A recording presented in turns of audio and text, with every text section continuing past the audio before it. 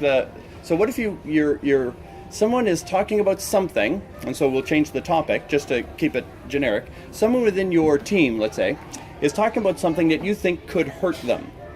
Either a bad habit, a bad relationship, some kind of they always blame other people. It could be anything that you go, ooh, that could be a problem. That could be a problem. Now, if you just say, let me tell you something, from our earlier conversation, you're going parent to child, which produces a child, and then you wonder why they don't grow up. They don't have to, they have you. So to jump and pounce and say, let me fix you, let me tell you, that changes the dynamics or perpetuates the dynamics of a relationship wherein you shouldn't expect an adult. You want to follow that? So we know we don't want that. Yep. So we were asking, how do you how do you invite yourself into a conversation? They kind of gave you the bait, but they didn't say, please save me. Does that make sense? But they're saying, I do this, I do this, I do this. Could be a dysfunctional relationship or anything. We were talking about something called rite of passage. So if you weren't here, you might want to write that. Rite of passage just means ask permission. So you can ask permission before a conversation and just say, let's say someone in the office or someone offends you. You can just say, look, something happened yesterday. It's not a big deal, but for some reason it's been bothering me. And I just wanted to make sure that we're clear and we're good. I just need 5 minutes to talk to you about something. It's a little bit awkward, but I really want to get it off my chest. Is that okay, 5 minutes? And then they'll say yes. But if you just say, hey, come here, you didn't give them warning. So a rite of passage does two things. One, it gives you permission in. Actually, it gives you three things. One, permission in. Number two, an excuse, no pressure. If they say, no, I'm not okay with it, you say, that's okay, that's why I checked. So it's a get out of jail free card. But then the third and most important thing about a rite of passage question going into a conversation is once they've said yes, they can't run away in the middle of it. So I want to talk to you about how you're doing goal setting. You know what, I don't have time for this, and they won't storm off. But if you say, are you open to this conversation? They say yes, now they're in for it. They're booked, they said yes. So a rite of passage question is quite valuable. And then we talked about the three locations where you can use them. One, to enter into a conversation. Can we have this meeting? Can I talk to you about X? So it's a rite of passage to start. The other kind of rite of passage is to deepen a conversation. So someone says, I really enjoy this business, except I have a few issues, but da-da-da. And you can say, oh, sorry, may I ask about the few issues? Does that make sense? So they didn't say, I want to talk about this. It was something inserted in the middle of a conversation. Ooh, maybe I should dig on that. And so it's not a conversation you've asked for permission for or not. It's just in a conversation, they say something you want to address, you ask permission. Again, if they say no, you say no problem, that's why I checked. If they say yes, they're in. And then the third way to use it is if you want to transition a conversation. So one, to ask for a conversation, rite of passage, may I? Number two, to deepen a conversation, may I ask you about that? And then the third, to transition a conversation. So if you're talking about something, you say, this kind of conversation always makes me think of something else I've wanted to talk to you about for ages. Would you be okay to talk about, it's a business thing I do on the side. You're always talking about you want to make more money, and it's something, and I've been awkward because I don't want to be rude. I don't want to, I don't want to change what's cool about us. But I think it's wrong not to tell you that I have and I'd love to work with you. Anyways, would you be open to a business conversation? So you're changing the topic, but you're asking permission up front. I was telling them I had a bait and switch meeting, and everyone here will be entertained by this. I was invited, hey, come to our house for dinner tonight. This was in Fort Lauderdale just a couple weeks ago. Hey, come on over. My wife and I want to hang out with you. We love you. New friends. I show up. The flip charts are there. The PowerPoint is ready. I got 6 Amway distributors circling me. They're all around me, behind me. And the guys, there's only 2 targets in the room. Me and a 20-year-old Haitian kid who just got here is learning English. They got him cornered on the other side of the room. And I'm like, this is an ambush. Plus, I was hungry. He said dinner at 7:30. I had to wait till 10 o'clock at night. I'm like, I'm not buying. It was so horrible. And he kept asking me the wrong questions because the guy who, not only did he not warn me what I was in for, he didn't warn the speaker, the guest speaker who flew into town. So the guest speaker is like, how would you like to live a life of your dreams? And I'm like, I do. So, yeah, how would you like to double your income? I did. Well, how would you like to travel? I do. And I'm like, dude, ask somebody else. I'm killing you here. But I'm not going to lie. I want to hurt. I'm not going to make something up. So it's funny, he got mad at me. He says, have you found your purpose and are you living it to the fullest? And I said, yeah. And he got angry and he said, well, God's got a bigger plan than you think. Thank you. Have him call me. Yeah. It was the weirdest. So yeah, that bait and switch thing is uncool. So rite of passage always gives people permission to say no in advance, and it locks them in if they say yes. And if you want to deepen or transition, rite of passages are great. Cool. Any questions on deck? Because I've got one that I really want to share. Do you guys mind if I jump into something else that it's been asked individually throughout the week? Motivation. You guys want to nail motivation, so you understand it for yourself and your family and your friends, even your teenagers. It even applies to those, like humans and teenagers, and it applies to what happened. They were all full of vim and vigor, and now where are they? What happened to that person? So let's talk motivation for a few minutes, okay? So first of all, the formula for motivation I shared in an earlier thing. Does anyone remember what it is? There's a formula for motivation. Motivation is the delicate balance of two elements. Does anyone remember what that is? That's okay. Yeah. Discomfort plus hope. Without discomfort, why change? Without hope, why try? So motivation is a delicate balance between discomfort and hope. So we can be motivated by many things in many ways, many likes, many days. But when it comes to setting goals, the beauty of a goal well set is it stimulates both at once. Goal setting stimulates discomfort and hope. We as a species are the only ones able to become emotionally attached to a reality that does not exist. We have a vision of that day, that place, that relationship, that business, that something, that yacht. And so we have an emotional attachment to this vision. And then when for some reason it's taken away from us, you actually suffer grieving. You actually grieve as if it existed. It didn't exist. It was an idea. But we are emotionally attached to a vision. That's what makes humans distinct, right? That and a few other things. So if you can set a goal properly, you now have discomfort and hope. The discomfort comes from the emotional pain of the gap between here and there. The reason you have the pain is the non-conscious mind does not understand time. There's only now. And if you create a vision in your non-conscious mind of a future event, it doesn't understand why it's future. It doesn't understand why it's not having it now. So you create what's called, and I'd write this down, structural tension. You're in pain now. You're in pain. You created it. In Jewish wisdom literature, one of the proverbs says, hope deferred makes the heart sick. And it's talking about the pain and suffering of not moving towards your goal, not achieving your goal. So it's a real powerful principle to set a goal. So what is a goal well set? We're not going to get into all the goal sciences. You probably already know that. But what I do want to say about goals is this. Clear and compelling are two very important. One, clarity. A homing torpedo can't understand, hit something west. It can move west, but it's like, come on, give me something, right? I need more than this. It can start heading west, but it needs specifics to be able to hit. So when you don't give your brain a specific, it's like, it doesn't lock on. Blue, Lamborghini, tan leather, whatever, clarity, have the vision, have the picture, see yourself, smell the leather, and your brain goes, got it, check, you take a break, I'm getting the car. Like when it's locked on, it does it automatically 24/7. So a goal well set is, so let me do it this way. Anyone in your organization that appears lazy, if anyone appears lazy, I want you to know this, lazy doesn't actually exist. You'd say, no, James, meet my family. It exists. But it doesn't. Lazy doesn't exist. We are all goal-setting, goal-achieving, world-changing machines. We're just wired that way. It's in our DNA. And so when someone's not acting it, we need to know what's the dysfunction, what's the problem. But when functioning properly, lemon trees produce lemons. Orange trees produce oranges, and humans produce magic. And if a human's not living that dream life, something's broken. That's not normal. That's not okay. Even if it's the masses, it's still not okay. It's not normal. So there are no lazy people, but there are people lacking a clear, compelling vision they believe in and feel free to pursue. So I'll say that again. You might want to grab them. Clear, compelling vision, clarity and emotion. Clear, compelling vision they believe in. Like if you ask me, James, do you have a goal to be in the NBA? I can try, but I'm never going to buy my own. I'm not going to believe it. I'm not going to be in the NBA.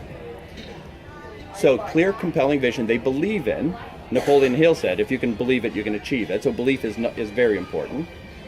And then feel free to pursue. There's no guilt issues. My parents said, rich people are evil, and I'm trying to make more money. I'm torn. I'm trying to please mom and dad. I'm trying to please the universe, but I think I'm supposed to feed my family. Is this right or wrong? What am I supposed to do here? And we're caught with competing narratives. And so a clear, compelling vision you believe in and feel free to pursue. That's over half achieved. Over half achieved. Now, if someone on your team says, I don't know what I want, I don't know what I want, I don't know what I want, if they're not able to lock on, so you know how to help them lock on.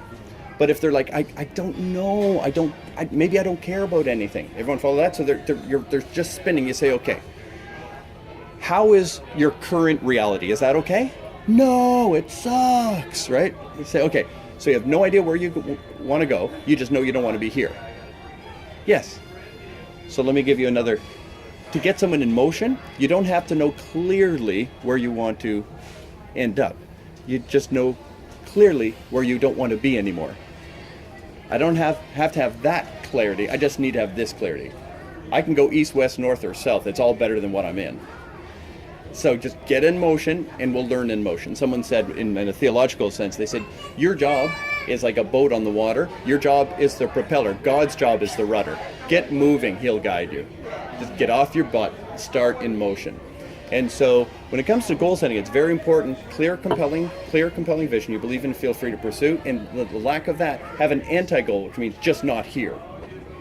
And that's clear and compelling, that they can believe and feel free to pursue. So you got to get in motion. Next, I want to talk about the elastic that's now attached. So we've now created pain and pleasure. We've created hope and discomfort. Because I don't have it, but I see it. So I have both the discomfort and the hope. So it's a beautiful function. But here's the challenge. Because it's something we believe in, that's not a challenge, that's a good part, there's other beliefs. So all the things that you've heard from the negative people that you didn't argue with, you didn't clarify, they actually just settle into our non-conscious mind. So if someone says, well, it's the rich that get richer and the poor get poorer, if you do not wage war on that, it settles in. And the principle here is unchallenged perceptions over time become beliefs. So you need to challenge it. Not to them necessarily. You don't have to announce it. Oh, I disagree with you. You just have to say, do I buy this? Because an unchallenged perception will eventually become a belief and have the power of a cord. And so be careful of those unchallenged perceptions, because they sneak up on us. It was only a few years ago I was having lunch with a group of people. I bit into an apple and I bit too deep and the seeds went into my mouth, or at least one seed, and I go to take it out. They said, why are you spitting out the apple seed? No joke, my friends. As an adult, I said, well, I don't want an apple tree to... They start laughing at me and I'm like, holy crap, Mom, you liar. I'm humiliated as an adult man. And it was a little wee thing. My mom said when I was a child, don't eat the seeds, an apple tree will grow. Why do they do this to children? I don't know. But she did that. Maybe she thought they were bad for me, but she couldn't explain why, so she made the tree thing up, or her mother did it to her.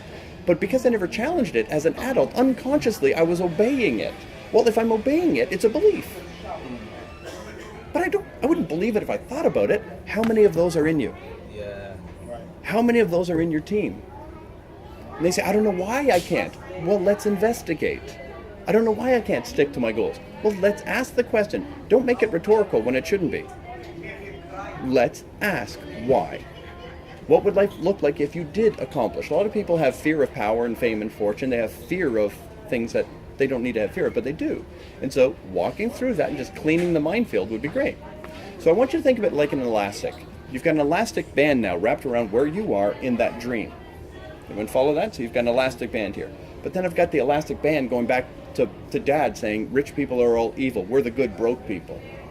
So do I disappoint Dad? Do I disappoint that? And then do I disappoint God if I have a theology? And, the love of money is the root of all evil. All kinds of evil, all sorts of evil. People misinterpret that. But now I'm like, am I in trouble with God? Is that pulling me this way? Is that pulling me this way? And then I've got my own fears. What if I embarrass myself? So I've got all these elastics pulling me in all these different directions. So my structural tension is not uniform. It's messy. I'm going to follow that. So I'm being pulled in every direction. I met with a kinesiologist once. Arturo Takala. I don't know where he's from. had trouble understanding him in English, I must say, and Turo. But he was a kinesiologist, and he used to teach professional athletes. And when I met him, he's a little old guy, little old guy like this. And he says, in his very thick accent, arm wrestle. And I'm like, arm wrestle? We're standing. How do you arm wrestle standing? So he's like, okay. So I put up my hand, and he's like, go. So I start pushing, right? And while I'm pushing, listen to this, please. So he's got me doing this, and he starts feeling my arm. He's, and he goes, ah. And he puts my hand out, and he says, here's your problem.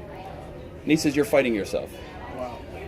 He says, your muscles on both sides were firing. You're trying to push, but you're also trying to control the push. You're afraid that if I let go, you're going to fall, so you're controlling your power. Like a child opening up a jar. A child just opens it, and the jar goes one way, the lid goes another, the contents go everywhere. Well, we as adults, we control all movement. Does that make sense? We have counter muscles. Well, in goal setting, we have these counter muscles pulling us. And so sometimes people are like, I don't know why I can't achieve this goal. Well, if you achieve the goal, you'll be rich. If you're rich, you have to deal with that rich issue that you have.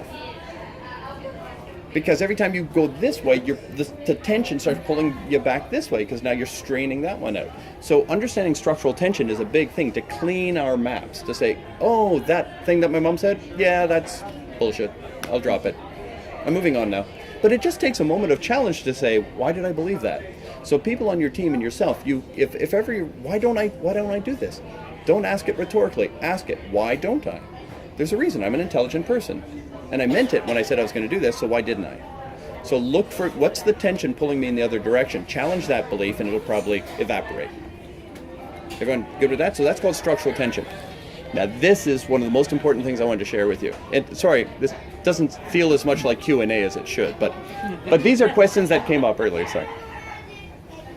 Someone sets a bunch of goals, and then they collapse, and then they disappear, right? What happened? Okay, this is another thing, cognitive dissonance. Cognitive dissonance is technically, I cannot accept a competing narrative. I have a belief. If you try to bring me to an awareness of something that I can't see them fitting together, I cannot accept it, no matter how valid it is.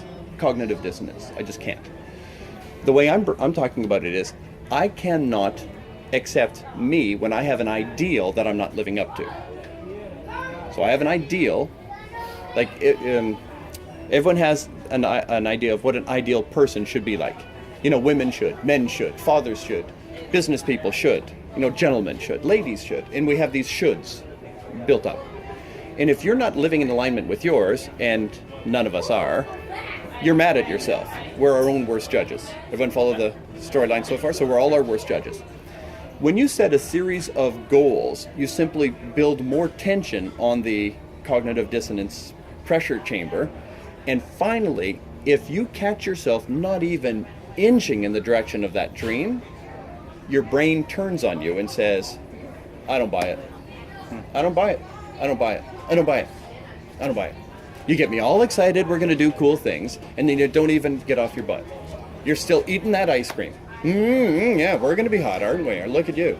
You know how many times you've embarrassed me? I've told people about our dreams. I've told people that what we're going to achieve, and you lazy, no good for nothing, you don't do it. You know what? I'm your enemy. And cognitive dissonance triggers self-sabotage, and it starts punishing you. You will you meet these people who are like, they're doing it to themselves. They're totally self-destructing. It's not the world around them. They're doing it to themselves. That's cognitive dissonance manifested through self-sabotage. So when people set a goal, and then the therefore is, when you or someone else sets a goal, you don't have to move 1,000,000 miles an hour, but you better inch in that direction. Okay, I had a smaller ice cream, right? I dialed the phone. Yes, it was my best friend, but still I dialed the phone. I'm inching, and your brain will go, okay, it's the right direction. It's not impressive yet, but it's the right direction, and you can stay on your own team, even if you're taking babyish steps. So goal setting is huge, and when people crash and they fold, it's because they set too many goals and they didn't even inch towards it, they lost all faith in themselves and fell apart. Now we have to do the rebuilding, as we talked about earlier, making commitments to myself and keeping them. Well, that's my question, which was going to be, because I've got a distributor who's had exactly that problem, set a massive goal, totally failed to move in the direction, and we lost her for 3 months. And she wouldn't pick up the phone. She was to us, then Yes. to somebody else. So trying to build her back up again is what you were saying to Abigail. Is that the way to go with that, really? Yeah, I mean, it would depend on the relationship and the storyline, but don't underestimate the power of embarrassment. Do not underestimate the power of embarrassment. If someone has embarrassed themselves, they told you they're going to do something, and then they didn't, they never want to see your face again. If you owe someone money, how excited are you to see them walk in the room? It's like, they don't want to see you because they feel they owe you better than they delivered. So nobody in the back could hear what the I didn't question either. was? I've just been making up an answer. The question was, how do you help a distributor or someone in your life who has a goal, a dream? They announce it to you at least, and then colossal failure, not even close, not even whatever, and they crash. How do you build them back up? Is that valid? Yeah, it's okay. So first of all, they need to know that they're still accepted. Because if you ask why don't people make decisions, is because they're afraid of responsibility. Why is that? Because as a child, when they made mistakes, they were not encouraged for it. The parents didn't say, "Good little Johnny, you tried to throw the cat out the window safely, it just didn't work out. You know, you tried to run across the street safely, but you got clipped. But good for you, you tried." That's not generally what kids get. It's, "You stupid, what were you?" And so kids don't get a lot of encouragement for trying, so safety is doing nothing. And so people just say, if I just comply, if I just work for someone else, no matter how much I hate them, at least they're the ones that are responsible, not me. People are afraid of responsibility because what happens if they're wrong? Some people, like everyone, some people have never been forgiven. Some people have never heard, "You blew it, it hurt me. I forgive you and I love you." Some people have never heard a series of words like that. And because they've never been forgiven, they're petrified to do anything. But if they find out with you, "I'm thrilled you tried. No one else sets goals like that. That was incredible. You know how many people you inspired just by saying that out loud? That was brave. So I gotta tell you how much I appreciate that.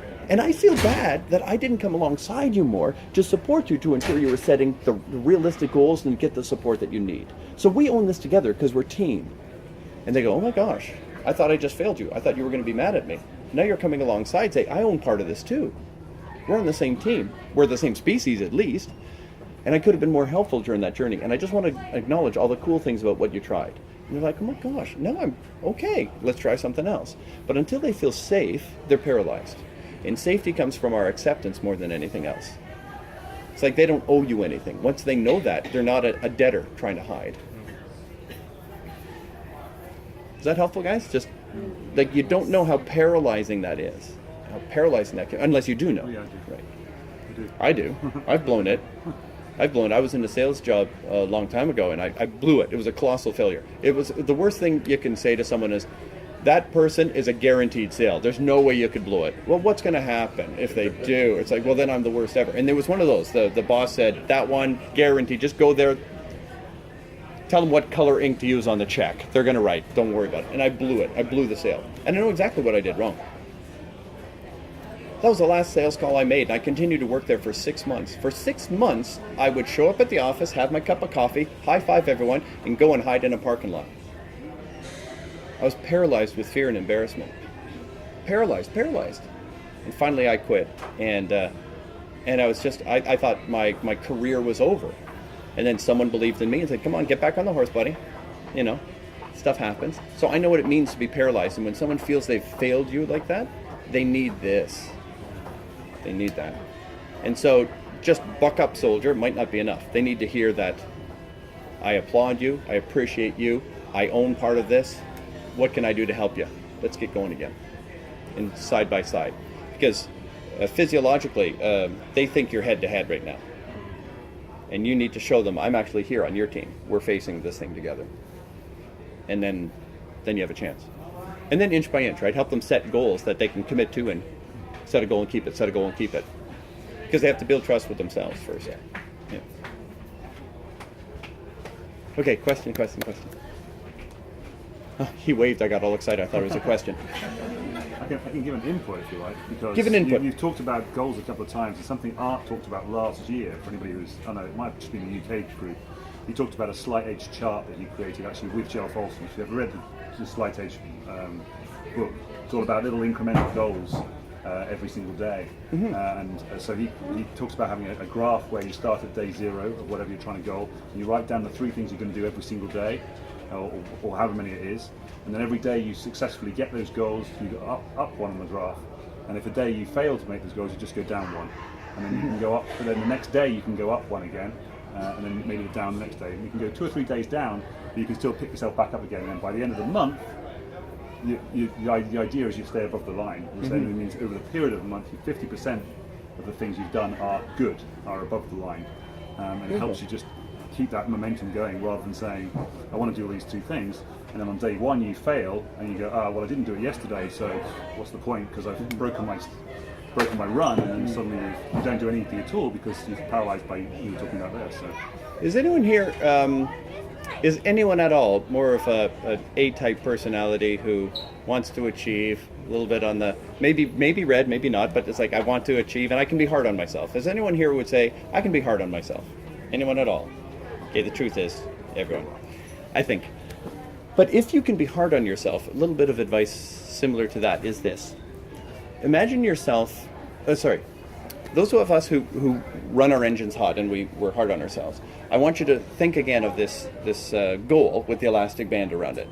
And you're constantly saying, I'm not there, I'm not there. The challenge with us, for those of us who are like this, is the moment you get there, you've got somewhere else to go. You're never there. You've always got another goal and another goal and another goal and another goal. Like, the celebration time starts to shrink over time. At first, it's like, I did something, woo, woo, and then over time, we just go, I don't need to celebrate that much. Go again, until we crush the celebration out of it, and we're just drive. And we've learned to stoke that fire and drive forward, but that can make a lot of tension, right? So you can be very successful and very miserable, frankly. And that can cause some other challenges. So advice I got from Dan Sullivan, his business is called The Strategic Coach. He said, James, you better mind the gap. I said, what does that mean? He says, you're one of those. And I said, oh, one of those? He said, you're one of those who you run your engine so hot, who knows what's going to happen. You can snap, you can lose your temper with people. You can do all kinds of things if you're not careful, because you're very hard on yourself. I'm like, okay, what's your point? He said, okay, I want you to see that vision. You're here, the goal is there. I said, yes. He said, know this, that will never change, because by the time you reach it, you've got another one. Because it constantly, does that make sense? It always moves. He says, but here's what I'm going to encourage you to do for your sanity. And this will be good for your team if you have those people. He says, once in a while, you got to turn around and see how far you've come. And he says, that balances it. So when someone sets a super ambitious goal and blows it, you say, yeah, but have you ever set a big goal like that before? Well, that was pretty brazen. That's growth.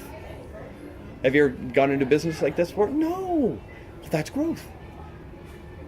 Like, look how far you've come. And so I've created a quote that I remind myself all the time, and that is, I'm not where I want to be, I'm not where I used to be, and I'm grateful for both. Which means I am where I want to be. I love the game. And so you can mind your own tension levels and that of your team if they're running it a little high. Well, to share something, James, something we've done in our family that's really helped us, giving us advice years ago, and we've actually got achievement posters in the office, so A3 posters up and all. And it's when we go and do something, so a different meal, or see a movie, or go on a holiday, or go on a Harley for the first time, or whatever. We've been doing this for 5 years now, and it's great because the kids come in the office and, yeah, I remember that concert, I remember that, and I look at it and go, don't look at this cool stuff, and it's great because it reminds you, because you just forget over time. The first year I did it, 2012, Olympic year, what I can remember was, well, I went to see the diving finals, and that was it. So. That's a huge point. I would encourage you to track your journey. You may be a journaler, you may not be. I encourage everyone to track the journey. As a coach, people hire me to sit with them and chat about where are they now, where do they want to be, what's it going to take to get there. And I chat with people about that, and they pay me a lot of money to just be a good mirror and an accountability buddy but I listen pretty good and I catch them pretty well. And I have very powerful CEO people breaking down and crying during the coaching sessions. I'm not a therapist and I'm not doing that on purpose and I'm not mean. But when I show people their own crap, it's like, you said that, but now you're saying this. How does that fit? They're like, and they have meltdowns when they're forced to face, because a lot of powerful people, no one else will do that with them. So I bring the power just by their words, not mine. You said this, help me understand this. And they're like, okay. So it can be very, very, very, very powerful. So why am I telling you that about coaching? Rewarding. When I coach, because I don't charge a little, I charge a lot, I have to justify my existence. So just a fundamental business smarts, I track where they are before we start. Okay, where are you in that category? If you want coaching in a category, I need to know where you are now. So that someday when you say this coaching isn't working, I can look back and say, well, this is where we started. You want to follow that? So any category of life that they want coaching on, I want to have a current status report. I want to know exactly how much money they have if we're coaching on money. I want to know their sales if we're coaching on sales. I want to know everything that I'm going to coach on. I want to know the start point. And then we always set 3-year goals. I set 3 and free. 3 month, 3 year, and free of any time restraint. Here's what I found.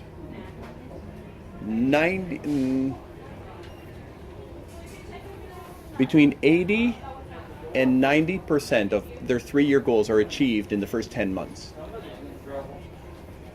That they just could not believe it. And you know how I know that? Around month 10, they say, this isn't working. That's how I know. Around month 10, I always have to show them the stats. Okay? Here's a conversation from day 1. Here's where you are today. And they're like, oh my gosh, this is like the most powerful thing ever. But if I didn't track, they wouldn't know that. And if you're not tracking your own success, you don't give yourself the credit you need. So remind yourself, selling something this big used to be a big deal. You're hitting numbers now that you think are tough. 10 years ago, it would have blown your mind to think you could ever get there.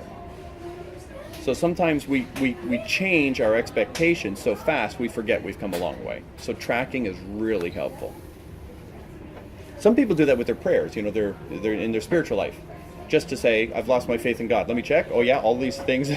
He keeps on coming through, so I'm good again. So they track the journey so that they can remind themselves when days are darker. One of my quotes, and if you want it, we have a little meme.